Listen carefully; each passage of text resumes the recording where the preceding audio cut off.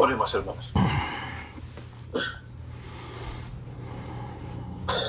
Dios Todopoderoso que habitas en los cielos, en oración nos dirigimos delante de su presencia para darle las gracias por la vida y la salud que usted nos concede a cada uno de los presentes, como también por cada una de nuestras familias que tenemos. Gracias, bendito Señor, por bendecirnos tremendamente, Señor, con un día más de vida, de salud, de bienestar.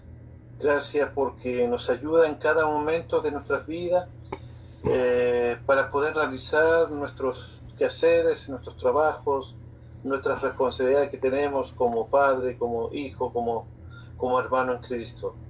Gracias, Señor, porque siempre nos ayuda en todas nuestras dificultades y problemas que seguramente cada uno de nosotros tenemos, y nos da siempre el conocimiento para poder ponerlo en práctica, la paciencia, la tolerancia, decisiones, las mejores decisiones que siempre conseguimos a base de su palabra, Señor. Oramos siempre para que nuestra vida sea, como dice allí en su palabra, una carta abierta para aquellos que miran nuestras vidas, que puedan ver en nosotros gozo, que puedan ver en nosotros confianza en usted, que puedan ver siempre un hijo suyo caminando en este mundo como luz, como luminares, para poder alumbrar a aquellos que están en tinieblas. Bendito Señor, gracias damos también por esta nueva oportunidad que tenemos de poder participar de la enseñanza. Gracias porque hemos podido dejar este tiempo necesario para poder escudriñar sus escrituras junto a nuestro hermano Andrés Pong de Estados Unidos, Señor, para que usted pueda bendecir a nuestro hermano por su buena actitud, por su trabajo que realiza en la obra, y también especial porque nos ayuda a poder estudiar su bendita palabra.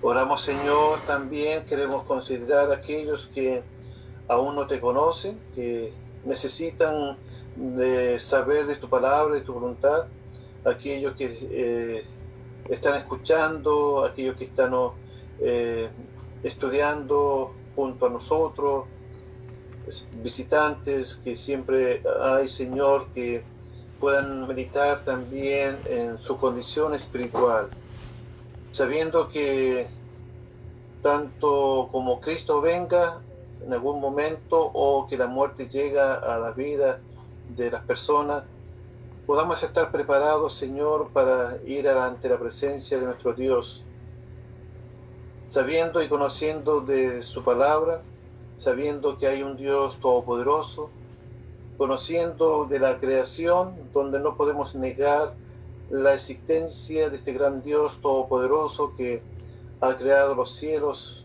la tierra y todo lo que en ella hay.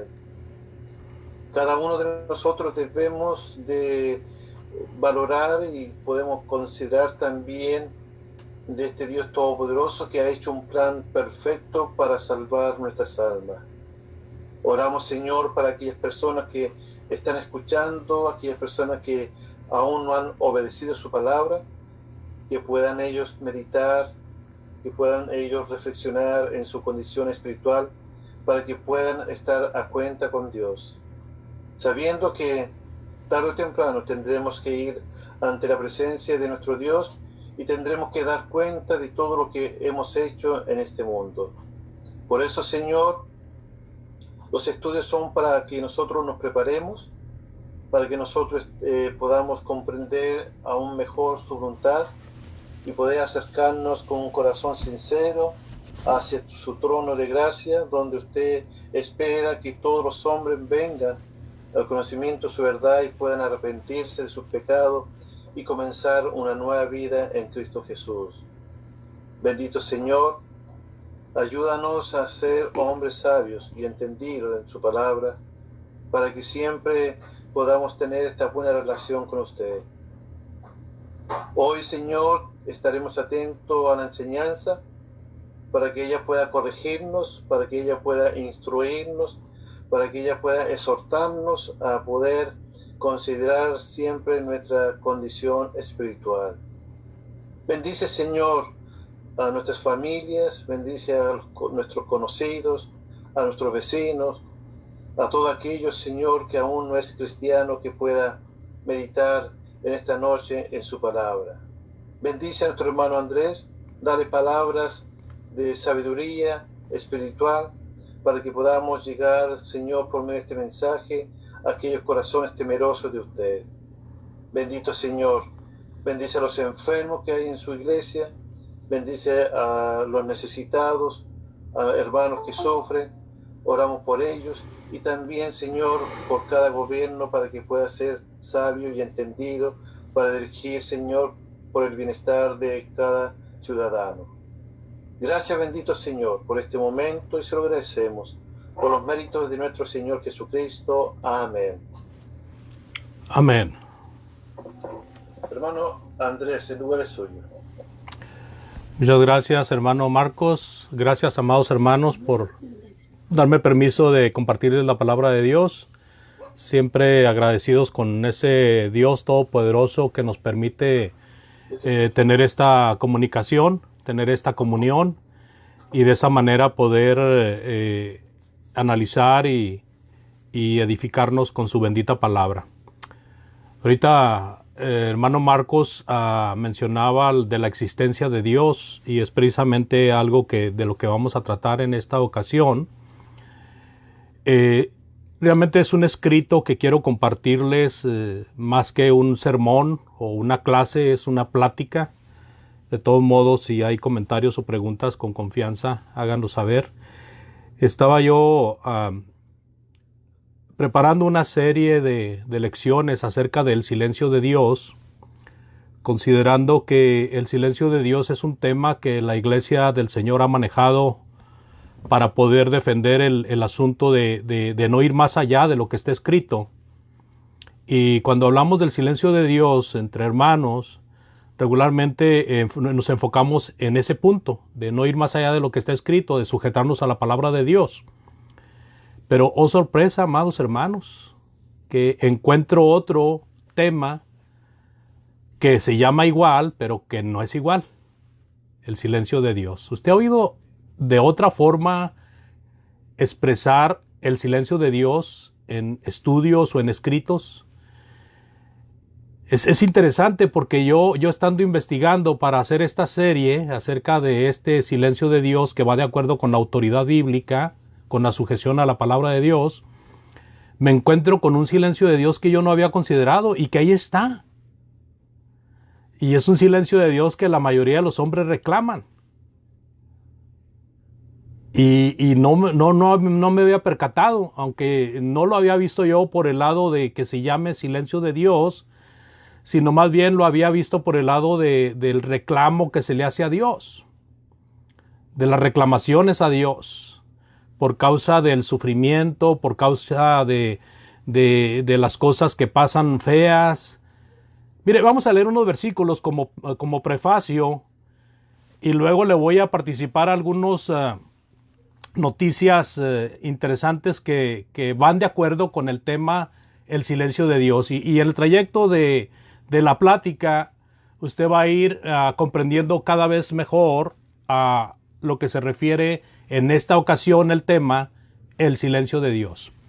Éxodo 1:22, por favor. Éxodo 1:22.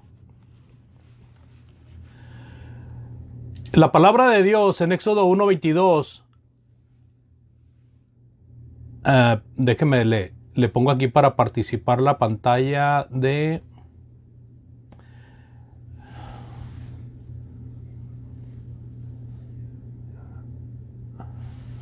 ¿Por qué no sale ahora el icono para participar la pantalla? ¿Es el mismo servidor, hermano Marcos?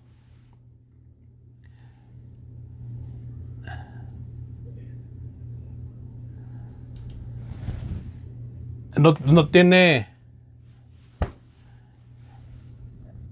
Sí.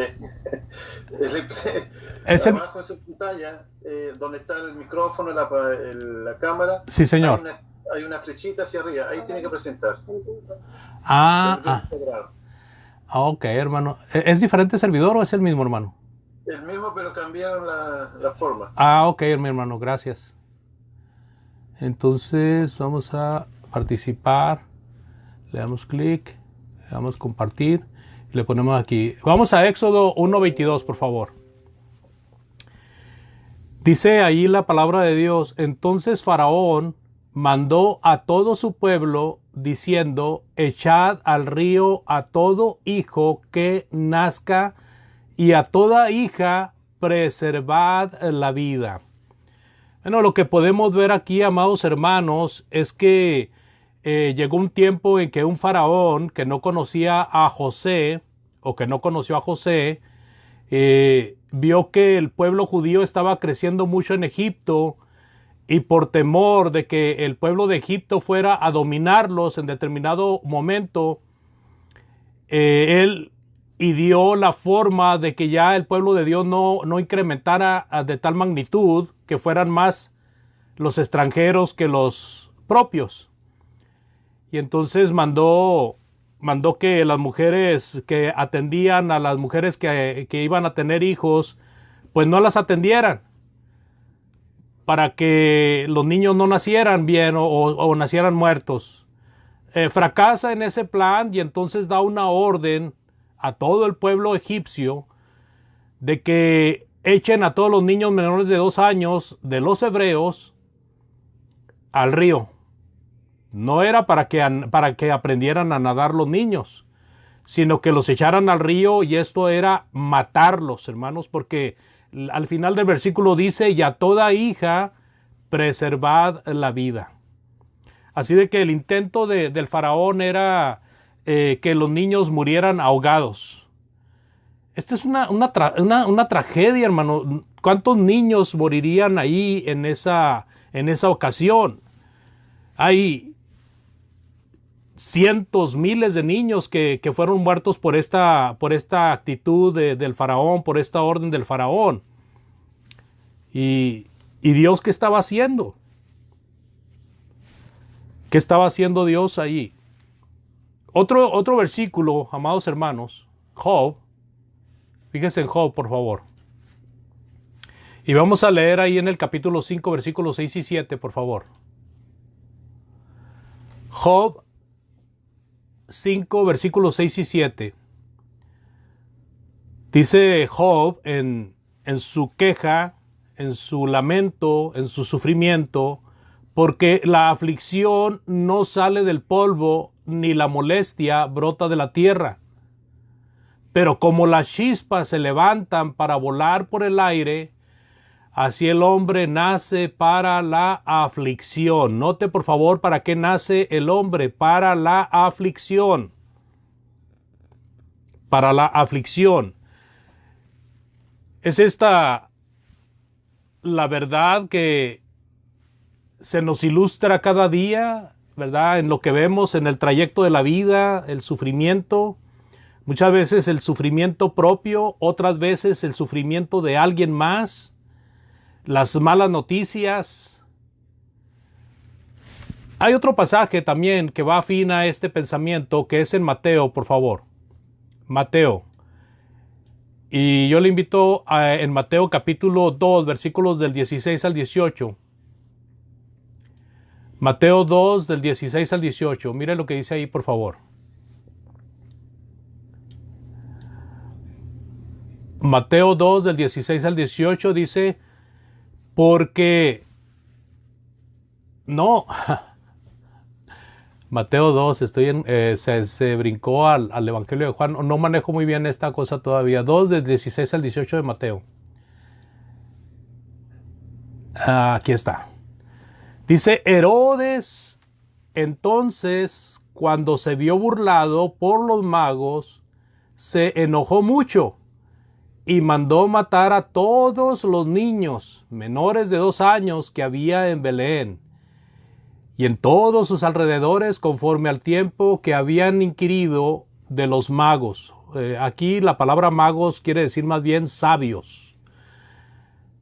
¿verdad? Entonces se cumplió el dicho del profeta Jeremías cuando dijo: voz fue oída en Ramá, grande lamentación, lloro y gemido. Raquel que llora a sus hijos y no quiso ser consolada porque perecieron. El profeta Jeremías, amados hermanos, había profetizado esto, de esta matanza, de esta mortandad de niños. Dios lo sabía, hermanos. Sin embargo, muchos niños fueron muertos, y según nuestro humano entender, de una forma infame, de una forma que diríamos, eso no tiene perdón de Dios. Lucas capítulo 10. Este es el último versículo en cuanto al prefacio. Lucas capítulo 10, por favor. Y veamos un poquito acerca de la parábola del samaritano. Ahí en el versículo 30, para simplificar, dice: respondiendo Jesús dijo: cierto hombre bajaba de Jerusalén a Jericó y cayó en manos de salteadores, los cuales después de despojarlo y de darle golpes, se fueron dejándolo medio muerto. ¿Le suena parecido a un caso de la vida real, de la vida que vivimos actualmente? El Señor Jesucristo está hablando de una parábola, y esa parábola es conocida como la del buen samaritano. Sin embargo, el hecho es real, era algo que pasaba en ese tiempo, y a nosotros nos despierta de las cosas que pasan en nuestros días, ¿verdad? Que hay asaltos y hay ataques a personas indefensas para quitarles lo que traen, para quitarles de sus posesiones. Así de que esta parábola es una vivencia que todavía en estos años, ¿verdad?, se dan casos.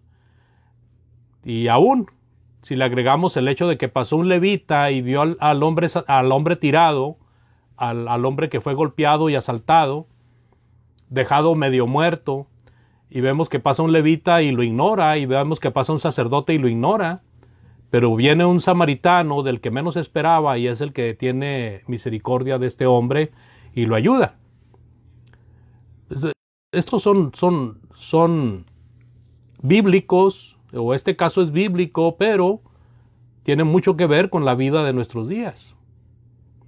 Ahora, todos estos casos que vimos son casos de la Biblia, y la pregunta que se hace el mundo, ¿verdad? Si usted le cita un caso de estos, así como un caso terrible, ¿y Dios qué estaba haciendo? ¿Dónde estaba Dios? Déjenme ahora participarle un poco de noticias, amados hermanos. Voy a tratar de ser lo más breve posible, porque el tema en esta ocasión es desgracias aterradoras que vive el mundo y el silencio de Dios. ¿Qué es el silencio de Dios? La BBC, que son noticias, BBC News Mundo se llama, habla de un conflicto Israel-Palestino. Y le voy a leer ahí una porción. Dice: cómo vive la minoría cristiana en la nueva escalada. En menos de una semana, el conflicto palestino-Israel escaló drásticamente y de forma violenta dejó al menos 127 muertos y centenares de heridos por ataques desde ambos bandos.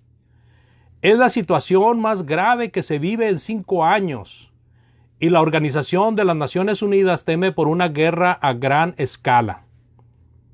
Y en medio de esta crisis, una minoría observa como un conflicto que ya lleva casi 70 años sin resolverse, y este pone en peligro su existencia misma. Los cristianos que residen en los territorios palestinos, habitantes milenarios de esta región, los cristianos palestinos, que representan el 1% de la población, señalan que para muchos la única opción es migrar, abandonar su nación o esperar la muerte por algún proyectil perdido. Este es un conflicto, es un resumen del conflicto que se vive entre los israelitas y los palestinos. Pero también encontré un caso que me sacó las lágrimas, hermanos. Los niños. Las víctimas invisibles de la guerra contra el narco y el crimen organizado en México. Voy a redactar un poco de lo que escribe una periodista llamada Ana Gabriela Rojas, corresponsal también de BBC News Mundo en México. Que un bebé muera en una balacera es terrible. No se puede entender. ¿Qué culpa tenía esa criaturita de que sus padres estuvieran en una fiesta donde el narco llegó a ajustar cuentas? Eso es lo que se pregunta un testigo del crimen ocurrido en Minatitlán, Veracruz, que conversó por teléfono con la BBC Mundo.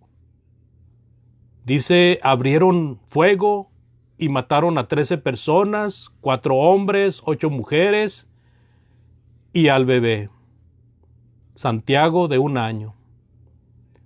Muchos vecinos tenían mucho miedo de hablar sobre el caso que el pasado 19 de abril conmocionó a México. Entre 5 y 6 hombres con pasamontañas y armas de fuego irrumpieron en una fiesta de cumpleaños. Según la Fiscalía de Veracruz, se trató de un ajuste de cuentas entre carteles rivales, los Zetas y el cartel Jalisco Nueva Generación. La matanza ha tenido un gran impacto en México y también se ha vuelto un motivo de disolución, un motivo de discusión, entre políticos. Enterrado con su papá. El bebé asesinado, Santiago, estaba con sus padres. Su papá era César Hernández, de 45 años, y también murió en el enfrentamiento. Trabajaba como eventual o suplente en Petróleos Mexicanos y era entrenador de béisbol. Los testigos de la balacera aseguran que intentó proteger a su hijo antes de morir por los disparos, pero no lo logró. Su hijo recibió un balazo en la arteria carótida, por lo que murió desangrado. La madre estaba herida en el hospital. Santiago era tan pequeño que lo pusieron en el mismo ataúd que a su papá. Los dos en un féretro blanco, dice un testigo. En una ceremonia que le hicieron en un estadio de béisbol, las escenas fueron muy tristes. Cuida a tu hijo. Van a estar siempre juntos, gritaba desconsolada la abuela paterna del bebé. Hermanos, siguiendo con estas noticias, miles de niños víctimas del narco en Minatitlán coinciden que esta matanza conmocionó a la población por el asesinato de ese bebé. La muerte de Santiago recordó que los niños han sido las víctimas invisibles de la guerra contra el narco y el crimen organizado.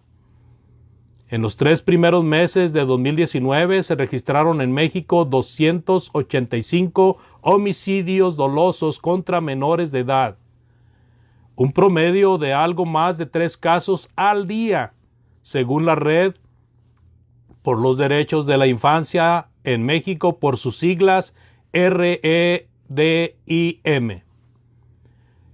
Esta coalición de 75 organizaciones hace sus mediciones con información del Secretariado Ejecutivo del Sistema Nacional de Seguridad Pública. Los distintos expertos consultados apuntan a que los asesinatos de niños aumentaron de manera exponencial con la guerra contra el narco que comenzó en diciembre de 2006. Los asesinatos a niños han sido herramienta de venganza. Niños de periodistas, policías, personas que se han opuesto al crimen. Muchos pierden a sus hijos. Acerca de los niños, mucho que decir. Por ejemplo, hermanos, usted sabe que se reclutan niños para servir al narcotráfico, niños para hacerlos drogadictos, hacerlos dependientes de ellos y luego convertirlos en carne de cañón. Se convierten en asesinos porque no les queda de otra, y como han desaparecido muchos niños, asimismo esto lleva a la desaparición de generaciones completas de personas por el daño que es encauzado hacia los niños. Triste, hermanos. ¿Y qué pudiéramos decir si habláramos de secuestros? ¿Usted sabe el sufrimiento que causa un secuestro? Sea quien sea de la familia. Una tristeza, una angustia, una impotencia tremenda, hermanos. Y eso se da, es el pan de cada día en muchas partes. Miles y miles de víctimas debido al crimen organizado. ¿Y Dios, amados? ¿Pero qué me dice de las enfermedades? Caminando un poquito, ahora voy a darle un poquito de datos acerca de los virus. Los virus más mortales que todavía nos acechan. Bueno, hablando de un virus, ¿verdad? Es una partícula que ingresa al cuerpo, invade algunas de las células, se adueña de la maquinaria celular y la reorienta para producir el virus. Eso es lo que explica una clínica llamada Mayo Clinic. Los coronavirus, hermanos, hacen exactamente lo mismo, pero este virus no es el único que tiene un sentido de agresión y multiplicación. También hay otros virus letales a la salud y en varios casos no existe la vacuna. El ébola. ¿Usted oyó del ébola? ¿Ha escuchado del ébola? El brote del ébola ocurrió entre 2014 y 2016 y dejó 28,000 infectados y 11,300 muertos. No quiero explicar mucho de cada uno para explicar varios que traigo. Hepatitis. La hepatitis B, por ejemplo, se estima que el virus mata unas 780,000 personas anualmente. Hay otro llamado el rotavirus. El rotavirus es una de las principales causas de la diarrea infantil, una de las principales causas de muerte entre los niños de países subdesarrollados y matan a unos 760,000 pacientes anualmente. El HIV, por sus siglas en inglés, el SIDA. Alrededor de 37.9 millones de personas vivían con indeficiencia, ¿cómo se llama? Inmunodeficiencia en todo el mundo en 2018. Se estima que 770,000 personas murieron por enfermedades relacionadas con esta llamada enfermedad SIDA, que fue la enfermedad del siglo pasado. En 2018 murieron 770,000 personas. El hepatitis C mata al año entre 350,000 personas a 500,000 personas por año. La fiebre amarilla, se cree que al año hay 200,000 incidencias en todo el mundo, con alrededor de 30,000 muertes que se contagia a través de mosquitos, y debe su nombre no a los chinos, sino al color amarillo que adquieren los enfermos del virus. Sarampión causa al año unas 122,000 muertes y se contagia a través de la tos, los estornudos y el contacto directo con las secreciones nasales.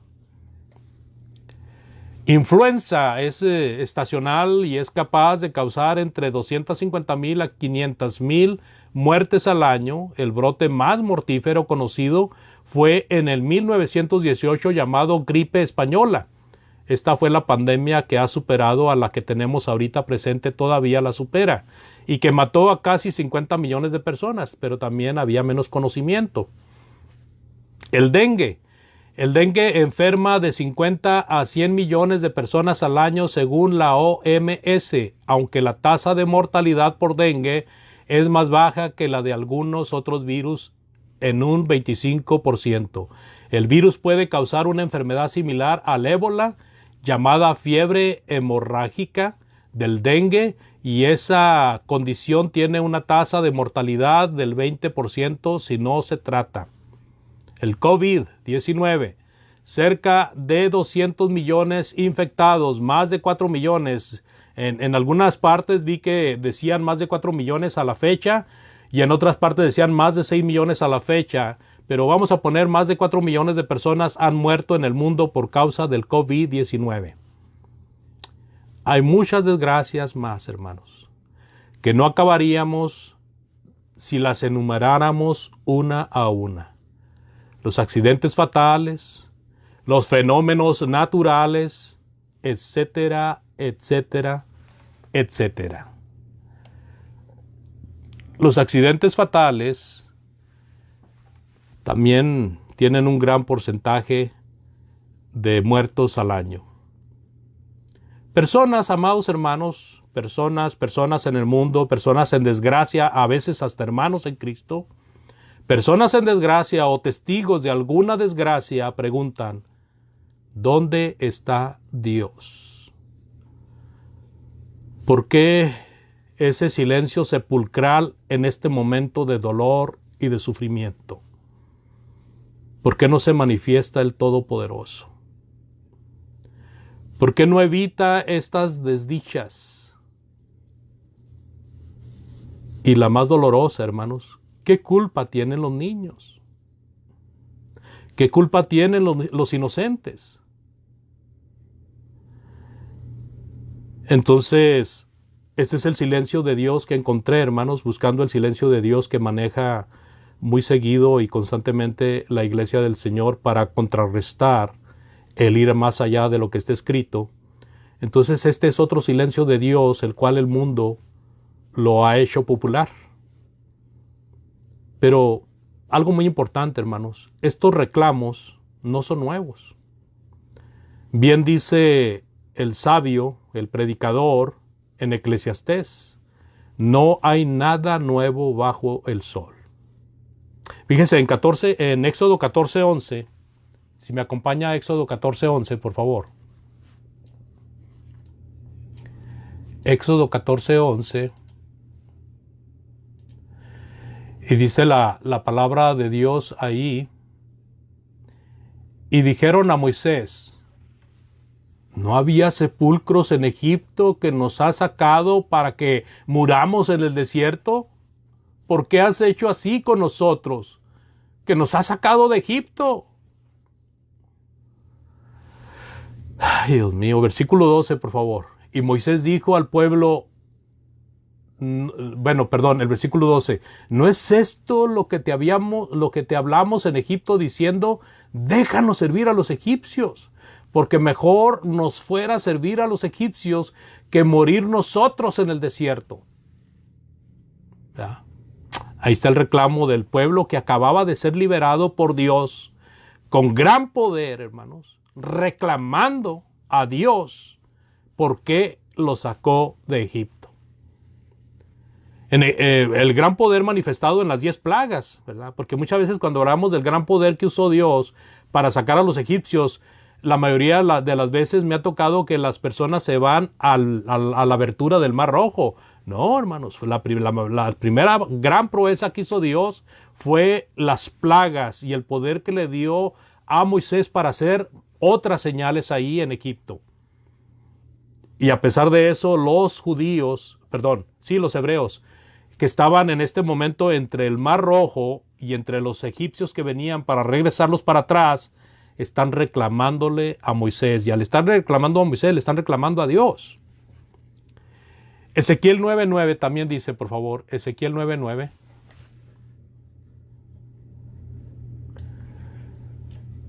Mire lo que dice ahí, por favor. Ezequiel capítulo 9 y versículo 9.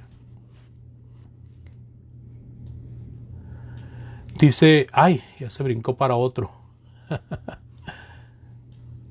Ezequiel 9 y versículo. Otra vez tiene...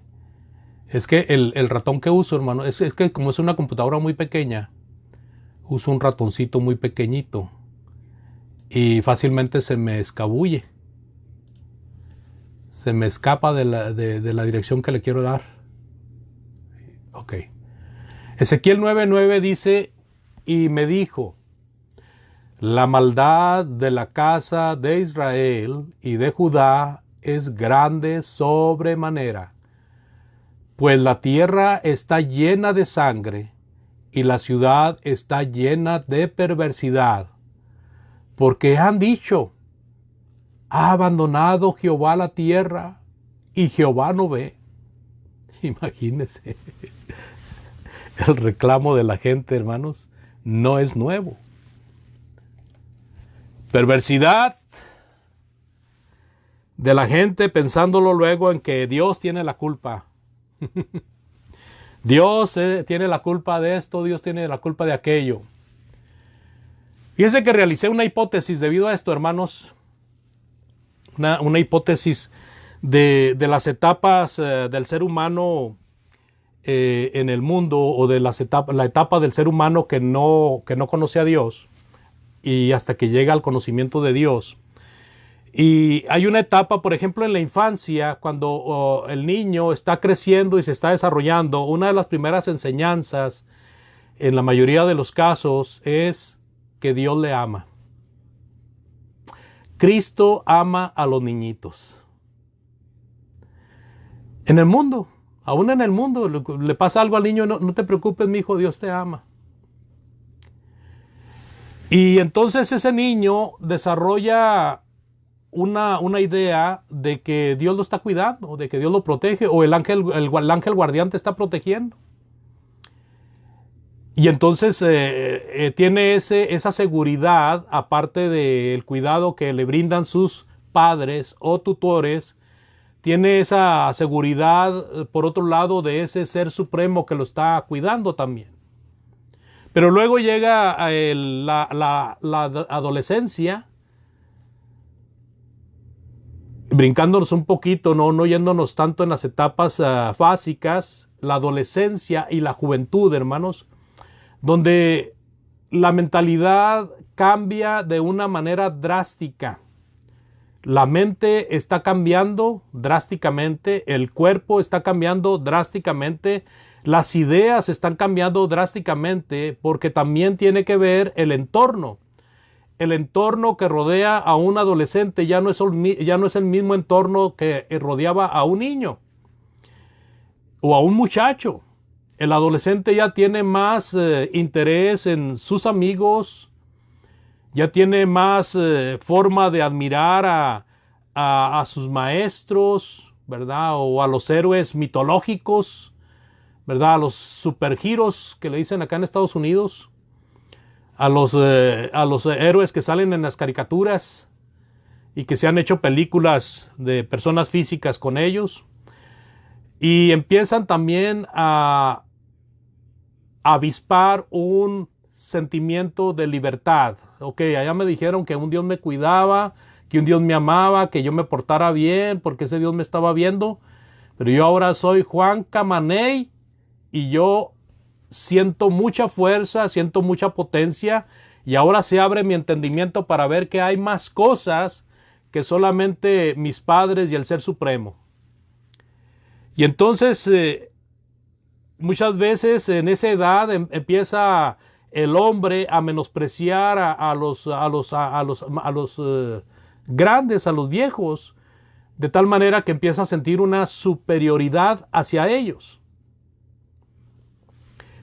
Estos viejos no saben, yo sí sé. Ellos no están viendo lo que yo estoy aprendiendo. Llega una edad, hermanos, que acá bueno, no acá, sino en mi tierra le dicen la edad maciza, 30, 40 años. Y el hombre ya está pensando en los amores que se le fueron, los trabajos, las oportunidades, está pensando en si ha hecho un patrimonio o le falta por hacer ese patrimonio para los años que vienen. Y está un poquito desorientado en cuanto a las cosas de Dios, a pesar de que ya pasó esa inquietud del adolescente, pero todavía no se decide a vivir una vida religiosa. Muchas personas, está comprobado que la mayoría de las personas vienen a servir a Dios ya cuando pasan de la etapa maciza, ya cuando pasan de los 50 años. Es cuando la mayoría de la gente viene a Cristo. Queriendo encontrar por lo que no se ha preocupado mucho, el hombre entra en el pasaje de la vida en que se quisiera que todo tuviera una solución rápida. Empezamos a pensar más seriamente en Dios, en ese Dios que hemos descuidado toda la vida. Ahora empezamos a pensar más seriamente en Él. Empezamos a pensar más en nuestro presente, que se nos va como agua de las manos porque el tiempo se nos va más rápido, y empezamos a agobiarnos queriendo encontrar soluciones rápidas a los problemas que nos trajo la etapa anterior. Tenemos muchos problemas. Alguien nos ha dicho, ten fe. También nos dicen, ora a Dios, Él te da todo lo que quieras. Y tomamos el consejo, pero nos pasa lo mismo. Seguimos sin nada, porque el consejo que tomamos es, yo sí creo en Dios. Yo sí tengo fe, yo sí le pido a Dios. Pero en la mayoría de los casos la persona ni siquiera ha hecho un compromiso con Dios. Y pasa la misma situación, hermanos, terrible. Dios no ve, Dios no escucha, Dios no sabe lo que está pasando, no tiene interés ni por mí ni por los demás. Empieza como una especie de angustia y una especie de depresión en el ser humano, que empieza a ver todo lo negativo que pasa en el mundo y empieza a quejarse contra Dios, diciendo, ¿dónde está Dios? A ver, esos que creen en Dios, esos que tienen a Dios, ¿dónde está? Que me contesten, que me den una respuesta. Y amados hermanos, nosotros como cristianos y como personas que estudiamos la palabra de Dios, créanme lo que nos enfrentamos con eso día a día. Si no es por parte de que nosotros estemos pasando por ese momento, es por parte de alguien que conocemos, si no es que alguien de la familia. ¿Dónde está Dios, hermanos? Estoy apartado de Dios porque no me ha satisfacido. Dios nunca me ha dado alguna sorpresa para creer en Él, para seguirle. Y veo todo lo malo que está pasando en el mundo. Estoy viendo esas noticias de gente que muere inocentemente por causa de las guerras, de gente que muere inocentemente por causa del crimen organizado y de la mala política de los pueblos. Estoy viendo a esos niños encausados al crimen porque los obligan y después ya lo hacen por dependencia. ¿Dónde está Dios, hermanos? La respuesta, hermanos, es que mucha gente que dice que Dios guarda silencio y Dios no habla y Dios no escucha, es porque esa gente ha leído algo de la Biblia y ve que en el Antiguo Testamento Dios mandaba profetas para que les advirtiera a la gente y para que les dijera a la gente. En el tiempo de Cristo mandó a Juan el Bautista, mandó a Jesucristo y mandó a los apóstoles y mandó a los profetas del Nuevo Testamento para que advirtiera a la gente. Y muchos que pelean en contra de Dios reclamándole por este silencio dicen, tienes más de 2000 años, Señor, que no nos hablas. Y Dios les contesta, hermanos, pero ellos no quieren verlo. Juan capítulo 3, por favor. Juan 3, 16 al 19. Dice en Juan 3, del 16 al 19, hermanos, porque de tal manera amó Dios al mundo, que ha dado a su Hijo unigénito, para que todo aquel que en él cree no se pierda, mas tenga vida eterna. Porque no envió Dios a su Hijo al mundo para condenar al mundo, sino para que el mundo sea salvo por él.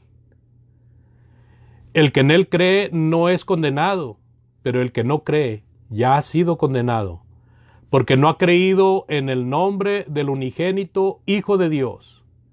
Y esta es la condenación, que la luz vino al mundo y los hombres amaron más las tinieblas que la luz, porque sus obras eran malas.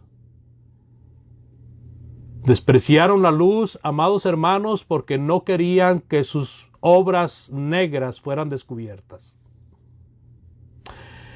En Juan 14, versículos del 6 al 11, aprendemos del Señor Jesús. Juan 14, del 6 al 11, por favor. Jesús le dijo: yo soy el camino, y la verdad, y la vida. Y nadie viene al Padre sino por mí. Si me conocieseis, también a mi Padre conoceríais. Y desde ahora le conocéis, y le habéis visto. Felipe le dijo: Señor, muéstranos al Padre y nos basta. ¿Dónde está Dios, hermanos? Jesús le dijo: ¿tanto tiempo hace que estoy con vosotros y no me has conocido, Felipe? El que me ha visto a mí, ha visto al Padre. ¿Cómo pues dices tú, muéstranos al Padre? ¿No crees que yo soy en el Padre y el Padre en mí? Las palabras que yo os hablo, no las hablo por mi propia cuenta, sino que el Padre que mora en mí, Él hace las obras. Creedme, dice el Señor, que yo soy en el Padre y el Padre en mí. De otra manera, creedme por las mismas obras. ¿Dónde está Dios? En la persona de Cristo, hermanos, en el mensaje de Cristo. El mensaje que Cristo nos trajo fue precisamente para afianzar que el Padre está presente. Es cierto que por más de 2000 años no ha enviado profetas visibles, pero nos dejó muchos profetas en las Sagradas Escrituras para que nosotros aprendamos de ellos. Es cierto que no ha venido, no nos está viendo, pero vino su Hijo y murió en la cruz por causa de nuestros delitos y pecados. El amado Maestro revela la identidad, revela su origen. Y cuando leemos las Sagradas Escrituras en los Evangelios, aún vela para que no se entere demasiada gente de un golpe. Cuando Él está predicando el Evangelio, muchas veces dice: pero no le digas a nadie. O vete, pero no le vas a decir a nadie. Ve y haz esto y esto, pero no lo digas a nadie. Porque si nosotros nos preguntamos, ¿dónde está el Dios que debe de protegernos? ¿Y por qué ese silencio sepulcral de Dios? La única respuesta que yo encuentro, hermanos, es el amor de Dios. Si creemos que Él ha guardado silencio, es por amor, hermanos. Es por amor. Él quiso venir en persona de su Hijo para darnos el Evangelio. Y a la vez, de alguna manera, Él administraba el que la gente lo escucharan. Hablaba por parábolas.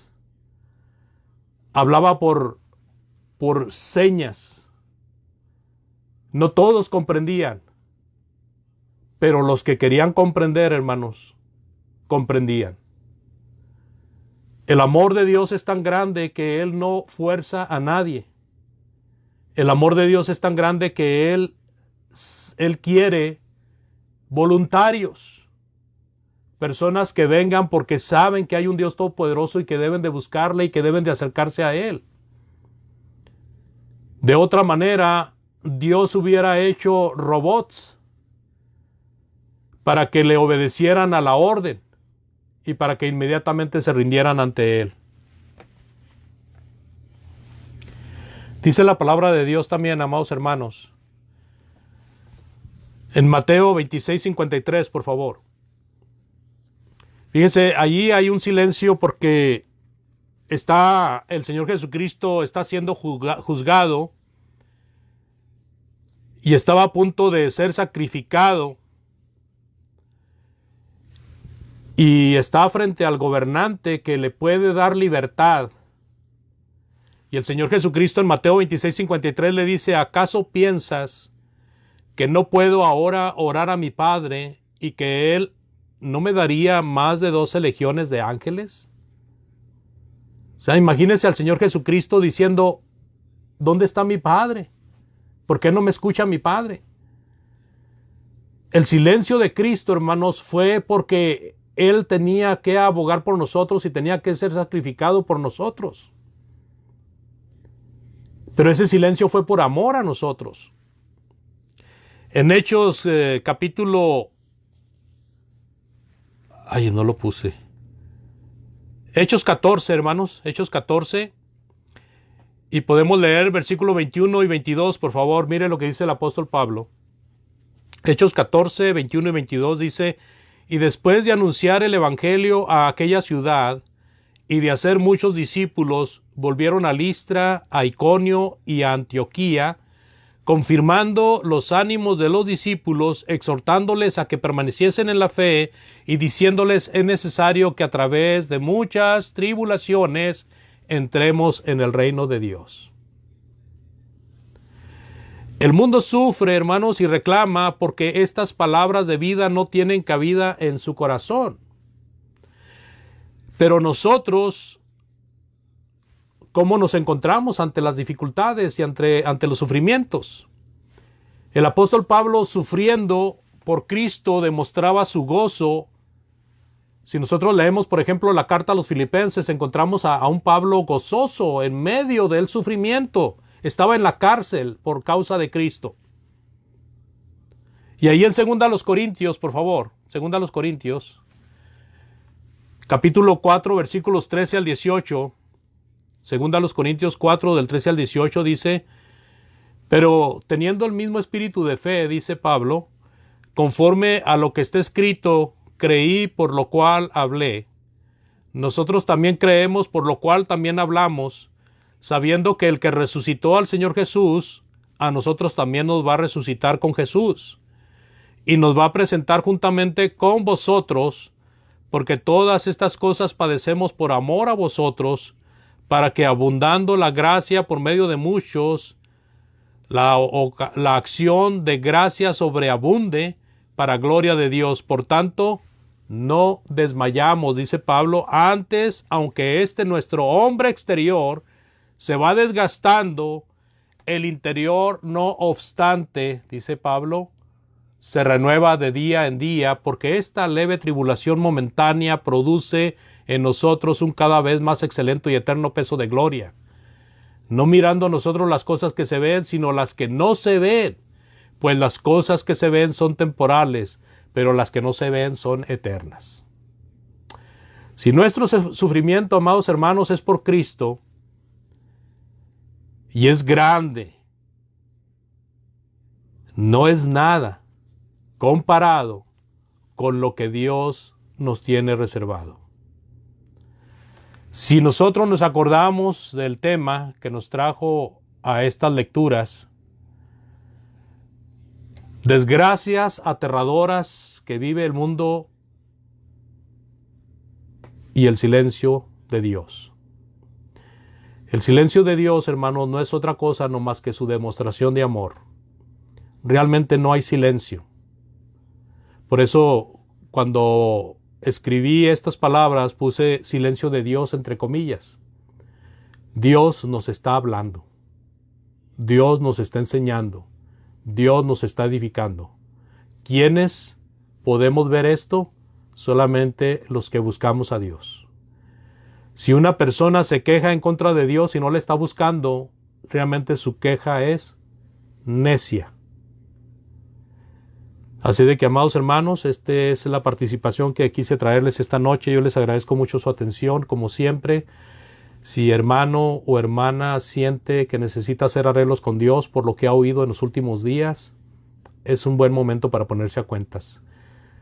De aquellos que van a oír, de que aquellos que van a ver este video, si alguno no ha venido a Cristo y quiere venir, necesita arrepentirse y bautizarse para ser perdonado de sus pecados y así recibirá el don del Espíritu Santo en su vida. Es muy importante que sepan que estamos a las órdenes todos los hermanos en Cristo, con los que usted tenga contacto, ya sea por medio de verlo físicamente o por medio de escribirle. Por favor, hágalo. Dios les bendiga y muchas gracias, hermano Marco, le dejo el lugar. Amén. Muchas gracias, hermano, por la lección que nos trajo hoy día. Y una de las cosas que usted comentaba allí es que siempre nos encontramos con esta pregunta de mucha gente que nos dice: si Dios existe, ¿por qué mueren niños? ¿Por qué muere gente inocente? ¿Por qué muere gente buena? ¿Dónde está Dios? Y son las mismas preguntas y reclamos que la gente hace, y a veces lo más triste y penoso es que muchos o varios cristianos a veces también hacen este mismo reclamo. Por lo tanto, es importante poder comprender esto del silencio de Dios. Como así también el silencio de Dios es prohibitivo cuando hablamos de que donde no habla Dios es porque está prohibiendo algo. También podemos darnos cuenta de que cuando Dios no habla es porque nos está enseñando algo.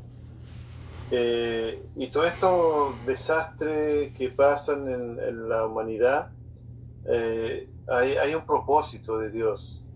No es como lo que se piensa o se dice que mucha gente piensa de que toda esta maldad es porque, no sé, tú hiciste algo malo y por eso te pasa, o tus padres hicieron algo malo y eso te pasa, sino porque realmente hay un propósito de Dios. Me recordaba yo, por ejemplo,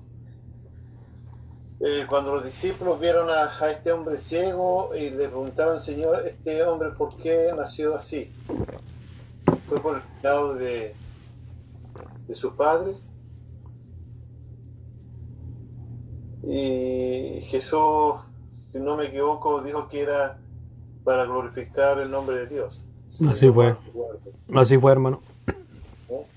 Entonces, hay muchas cosas que, como usted dice, el silencio de Dios, detrás de ese silencio hay un propósito, hay una enseñanza. Si muere un niño, hay un propósito de Dios. Dios lo permite por algo. Entonces, en eso tenemos que estar confiados. Porque toda esta idea, hermanos, toda esta idea de la desgracia o el sufrimiento de las personas, mucha gente habla por ignorancia, culpando a Dios de todo el sufrimiento y el mal del hombre. Y estas son todas ideas y filosofías humanas que vienen, no es de ahora, es del tiempo del primer siglo, de los griegos, de los grandes filósofos griegos, que metían esta idea en la mente de las personas. Así es. Entonces, hoy día en el siglo XXI, esas ideas todavía están encarnadas en la mente de muchas personas que creen que todo lo que pasa es culpa de Dios. Quiero leer acá, por ejemplo, hermano, si usted me permite. Sí, hermano. Sobre un filósofo griego, ¿ya?, que era el fundador de la escuela de Epicurea. Y hace esta reflexión, este filósofo. Dice: ¿está dispuesto Dios a prevenir la maldad, pero no puede? Entonces no es omnipotente. ¿Puede hacerlo, pero no está dispuesto? Entonces es malévolo. ¿Es capaz y además está dispuesto? Entonces, ¿de dónde proviene la maldad? ¿No es capaz ni tampoco está dispuesto? Entonces, ¿por qué llamarlo Dios?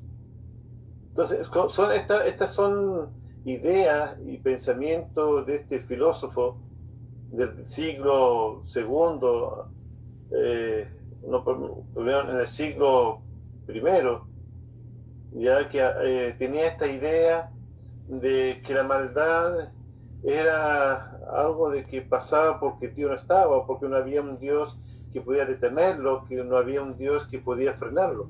Así es. Entonces me vino a la memoria esta lección que usted está presentando y que se echa la culpa a Dios por todo. Y muchas veces la gente no hace conciencia de que es su vida desordenada que trae todo lo que nosotros hoy día vemos, el pecado del hombre. Así es, hermano. Preguntas, comentarios, hermanos, hermanas, concerniente a lo que nuestro hermano nos entregó hoy día.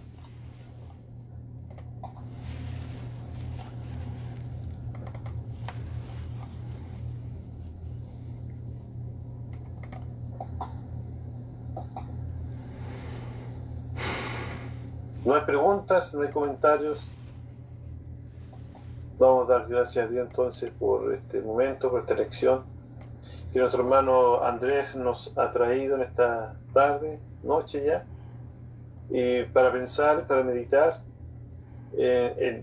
Usted hacía una lista tremenda de las noticias que escuchamos y con cantidad de gente que muere en el día, en el año, y todos estos desastres que podemos ver, tsunami, terremotos, el edificio que se cayó ahí, que ya llegan 100 y tantos muertos, o sea, en Miami creo que es, o sea, cantidad de muertos, y mucha de esa gente, y mucha gente dice, ¿y dónde estaba Dios?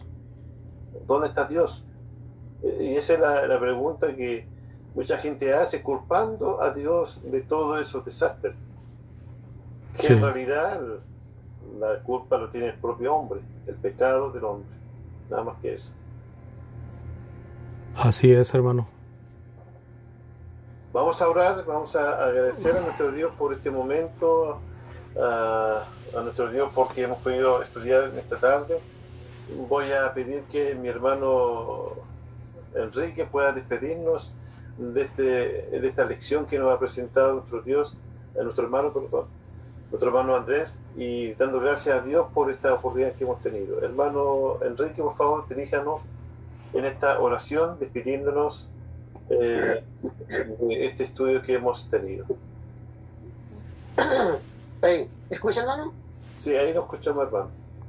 Amén. Oremos, hermano. Dios Todopoderoso, que habita en los cielos, vamos en oración a usted, aquí con sus hijos, pidiendo y dándole gracias, Señor, por todas las bendiciones que ha derramado sobre nosotros. Dale gracias por la salud y la vida que nos prestaron este día. Y dale gracias también, Señor, por haber apartado el tiempo necesario para poder estudiar su palabra, Señor. De eso estamos agradecidos. Dale gracias a todos los hermanos que se han podido conectarse, Señor. Y dale gracias también al hermano Andrés por traernos al estudio en esta tarde. Para que saquemos todo edificado, Señor, de cada lugar donde nos encontramos. Y que así sea, Señor. De eso estamos agradecidos porque el hermano nos trae un buen estudio. Y para que podamos aprender, Señor, cada día más. Y para pedirle también por los hermanos que no se han podido conectar, usted conoce sus motivos, Señor, y para que así se puedan conectar el día de mañana y podamos estudiar nuevamente su palabra, Señor. Todo esto se lo pedimos, oramos por los medios de nuestro Señor Jesucristo. Amén. Amén. Amén, hermano. Muchas gracias, hermano Enrique, por su oración. Gracias a nuestro hermano Andrés por la lección, a nuestro hermano Luis, a nuestra hermana Violeta, a nuestro hermano Edward que se conectó, a nuestra hermana Andrea. Damos gracias por su participación, a nuestra hermana Rosy, por nuestro hermano Sebastián que ha estado con nosotros. Gracias, que Dios le bendiga, que descansen y que Dios los acompañe en el día que resta. Saludos, hermanos, que Dios les bendiga. Buenas noches, hermanos. Dios les bendiga. Ya, hermano. Buenas noches. Dios les bendiga, hermanos. Muchas gracias. Gracias, hermano Andrés. Buena reflexión. Gracias, hermana. Dios les bendiga. Dios los bendiga. Dios los bendiga, hermanos. Hermano Luis. Hermano Eduardo. Quique, Dorita, chao, hermano Andrés. Saludos, hermano Andrés. Hasta luego, hermana. Hasta luego, hermano. Chao, María. Chao, chao, Edward. Chao, Violetita, chao, hermano Edward. Saludos a la familia. Chao, Violetita.